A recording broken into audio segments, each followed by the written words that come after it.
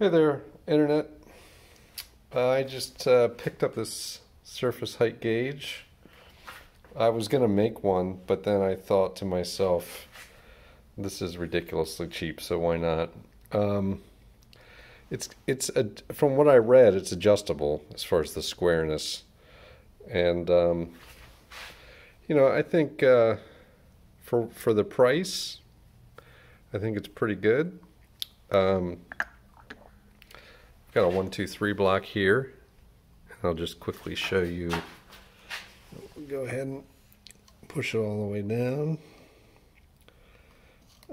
Not super consistent on the zeroing so far, so I'm going to zero it. And without moving it, move this over. I get 50.79, which is 1.99995.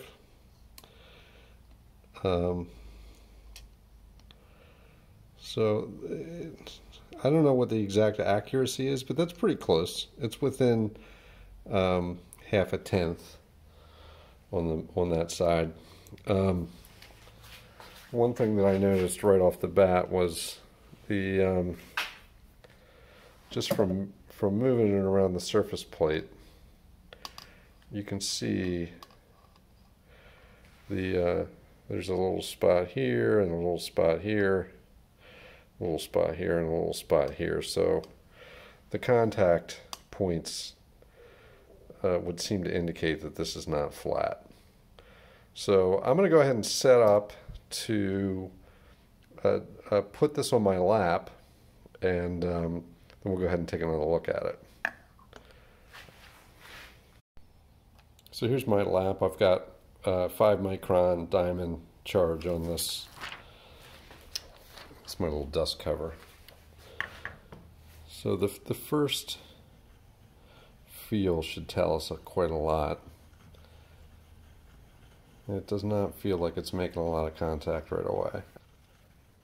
It's starting to cut a little bit now.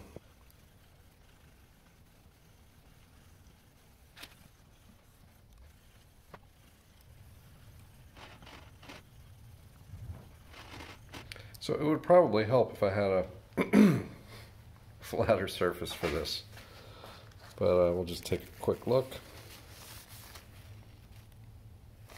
So you can see that pattern is still heavily in there.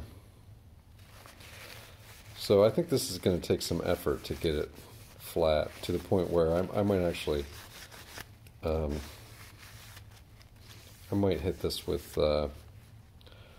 some sandpaper first, just to get the surface all down. You can see we're really barely touching over here, and these 2 front points are making decent contact. So, yep, I think I got to go more aggressive. Took it over to the surface plate with a piece of 320 and gave it about 5 minutes, and it's pretty severely low here. I think the rest is looking better.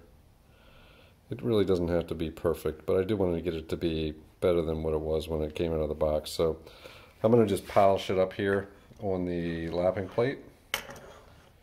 And I suppose one thing I'm a bit concerned with is I've got cast iron here and cast iron here. The diamond's going to embed in the cast iron. It's likely going to embed in the cast iron in both. And so what I'm probably going to have left behind here is a slightly abrasive thing that when I put it on my surface plate will be acting as an abrasive on my surface plate. But I don't really know what else to do to get this thing flatter, so it is what it is, I suppose.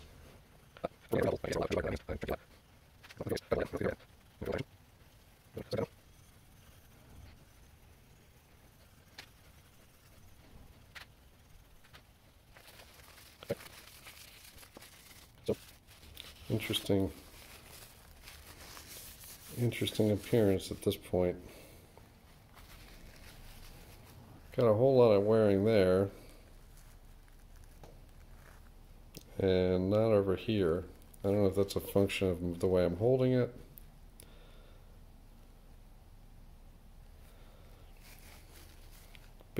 Big patch here, and then it seems to have a hollow between these 2 points. Yeah, it doesn't seem to be cutting here, but it is cutting here and here.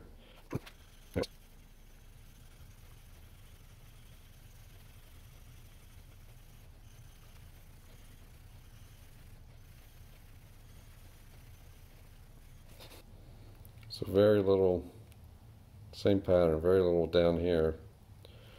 Here and here is heavy. Here and here is light.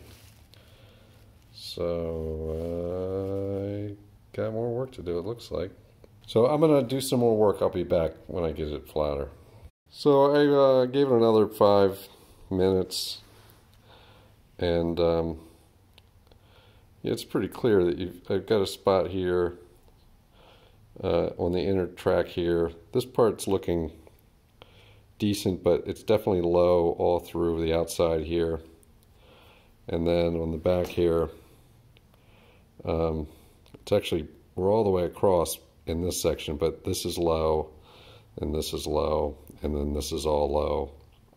And then we just have this one, couple points of contact through here. So, I don't know if it's worth doing any more on it. I mean, it's, you know, for most of the stuff that I'm going to do, it's way better than it was, for sure. So I think what I'll do next is, I'm tempted to touch this up, but I don't know if it really matters. I'd rather get a piece of carbide and put it in here. I'll set it up for squareness, and we'll take a look how square it is. So here's our squareness, which out of the box, it's not square, but it's not bad. So it's, you know, it's like 200 millimeters, and get you lined up here.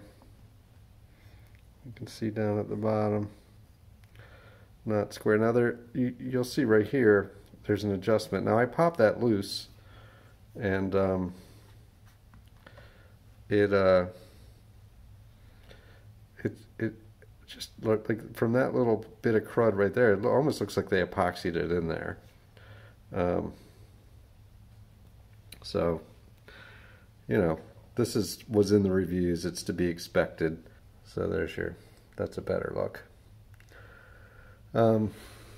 So I'll try to adjust it. I don't want to bend it, so if it is epoxied in there, I might not be able to do anything about it, but you know, I guess I could try to do the trigonometry on that. It looks like about a 1/2 millimeter over 200 millimeters. So I've got it pretty good. Use the flashlight real quick. So it's at this point, I'd say it's pretty square. What I did is I put it in the vise, my mill vise, and I had to tap on it with a mallet, and I clamped it all the way up to this point. So if there was any bending that was going to happen, it was just this last little bit, but I don't believe it did bend. It looks fairly flat. It was not square this way, so it's still not quite there. It's got a little bit of a twist to it. Again, for 42 bucks, you know, what are you going to do? But I would say that's pretty good. So I'm going to call that done. You know, I thought this was completely adjustable. It's really tight. I don't know if there's epoxy. I don't know what they put in there, but it definitely requires a mallet and some tapping. The bottom, you know, you can see right here, I got a mirror finish on it. That looks pretty cool, but there's not as much contact as I would like, and my lapping technique might be bad, or there's just a lot of material to take off. I can't really be bothered. It's just going to have to be good enough like that. For 42 bucks, I'll call that pretty good. So that's it. That's the taytools super economy height gauge from Amazon. Thanks for watching.